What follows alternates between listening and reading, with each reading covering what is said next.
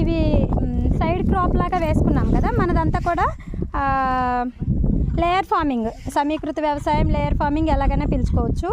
ఈ sides only మనకి ఇలా కింద గడ్డి ఎక్కువ వస్తుంది కదా, దీన్ని మనము పదే పదే ఈ గడ్డిని చూసి డిసప్పాయింట్ అవ్వకుండా ఇలా ఏదో ఒక పంట వేసుకుంటే ఒక 3 months మనం పంట మీద ఎంత వస్తే అంత వస్తుంది, ఆ గడ్డి కొంచెం తగ్గుద్ది అన్నట్టుగా వేసుకున్నాము. అండ్ ఈ మిడిల్లో వచ్చేసి వంకాయ మొక్కలు వేసాము. ఇవి వేసి ఒక 15 days అవుతుంది. ఈ మొక్కకి మధ్య దూరం వచ్చేసి 1.5 అడుగు తీసుకున్నాము, 18 ఇంచులు. తర్వాత ఈ లేయర్ చూడండి, క్యారెట్ వేసుకున్నాము.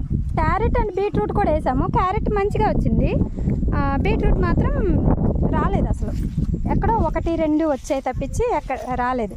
కానీ వచ్చిన వరకు మన నేల చాలా మంచిది అని చెప్పుకోవచ్చు. ఇదిగోండి వచ్చిన వరకు ఓకే. అంటే మనం వేసే ప్రాసెస్లో ఏమన్నా మన వాళ్ళు మిస్టేక్ చేశారా అనేది తెలీదు, బట్ వెయిట్